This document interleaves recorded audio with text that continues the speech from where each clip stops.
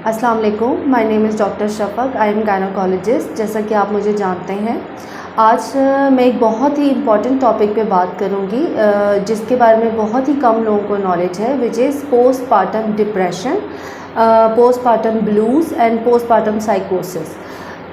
इसको उर्दू में आपको बताती चलूँ कि ये है हमल के बाद बच्चे की पैदाइश के बाद कुछ ख़वातीन डिप्रेशन का शिकार हो जाती हैं, लो मूड का और मूड स्विंग्स का। सबसे पहली बात कि ये होता किन ख़वातीन को है।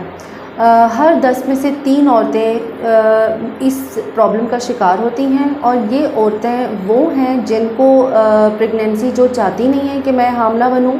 दूसरी बात, जिन पे फोर्स किया जाता है कि आप कंसीव करें।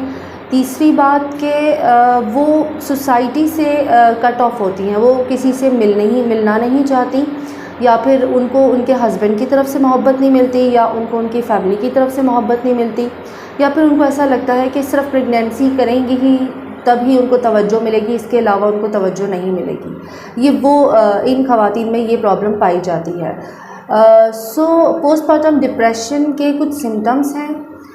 वो ये कि सबसे पहले भूख प्यास का ख़त्म हो जाना, नींद का ना आना, चिड़चिड़ापन रहना, छोटी छोटी बातों पे गुस्सा आना, और आखिर में जब ये बहुत ज़्यादा सीरियस कंडीशन इख्तियार कर लेता है तो औरत अपने आप को ही मारना शुरू कर देती है, और जो उसका बच्चा होता है उसको भी नुकसान करने की कोशिश करती है। पोस्टपार्टम ब्लूज़ के बारे में ये है कि postpartum blues soon after delivery start होता है, पैदाइश के 1-2 दिन बाद, और ये 2 हफ्ते तक रहता है, यानी 14 दिन तक। उस 14 दिनों में उसके मूड स्विंग्स होते रहते हैं, गुस्सा आना, चिड़चिड़ापन, थकन रहना, और एंजाइटी, एग्रेशन, ये सारी चीज़ें। लेकिन उसके बाद वो खुद ब खुद विदाउट एनी ट्रीटमेंट सेटल हो जाता है। लेकिन अगर ये सेटल ना हो तो इसको फिर पोस्टपार्टम डिप्रेशन कहा जाता है। डिप्रेशन के बारे में तो आप सबको पता है कि इंसान का बैक टू बैक गुस्सा आना, अग्रेसिव होना, लो मूड रहना, सोसाइटी से कट ऑफ हो जाना, और उसको ये फीलिंग रहना कि it is the only part which is important, means कि उसने सिर्फ बच्चा ही पैदा करना था, उसके बाद अब उसका कोई काम नहीं रह गया।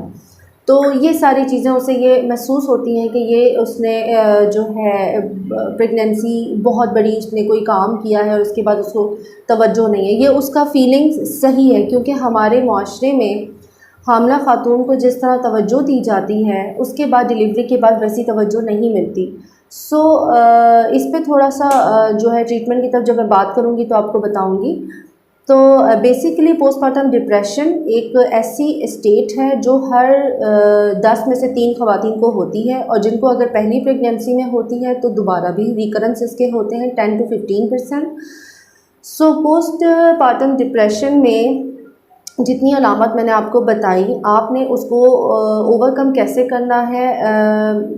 ट्रीटमेंट की तरफ अगर हम जाएं तो सबसे पहले काउंसलिंग होती है उस पेशेंट की और उसके साथ रहने वाले लोगों की, जिसमें she needs love from her husband, her family and her surroundings. उनको जो है महसूस कराएं कि you are very important for us, और आपने हमें जो है हमारी फैमिली में एक एडिशन किया है बहुत अच्छा, you are very important for us, और तुम बहुत अच्छी माँ हो, तुम बच्चे को बहुत अच्छे से केयर करती हो, you are very good human being. इस तरह की बातें करें, काउंसलिंग करें, उनके साथ रहें ताकि इस तरह का प्रॉब्लम उनको दोबारा ना हो।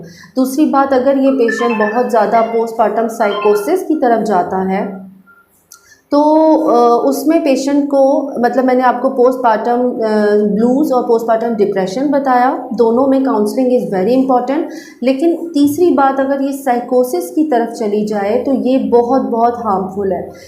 साइकोसिस में पेशेंट सोचता है कि ये जो बच्चा आया है ये मेरे लिए प्रॉब्लम है, ये बच्चा मेरा नहीं है, ये किसी ने भेजा है और ये मुझे नुकसान पहुंचाएगा, तो इससे पहले कि ये बच्चा मुझे नुकसान पहुंचाए मैं ही इसे नुकसान पहुंचा दूँ। तो वो वालदा जो उसकी मदर है वो बेसिकली, आपको ये जानते हुए हैरानी होगी लेकिन इसमें डेफिनेटली वो अपने बच्चे को नुकसान पहुँचाती है, कभी कभी गिरा देती है, कभी कभी उसका गला दबा देती है। तो इस तरह की सिचुएशन में जाने से पहले ही हमने अपने पेशेंट को कवर अप करना है। अगर ये प्रॉब्लम हो जाए तो आपने जो है हम ऐसे पेशेंट्स को काउंसलिंग के बाद रेफ़र करते हैं साइकाइट्रिस्ट के पास, जहाँ पे वो उसके एंटी डिप्रेसेंट्स स्टार्ट करते हैं और उनके लो मूड्स, मूड स्विंग्स और इस तरह के एग्रेशन, एंजाइटी को वो ट्रीट करते हैं। आई होप आपको आज का ये टॉपिक बहुत अच्छा लगा होगा, समझ आई होगी। Thank you so much.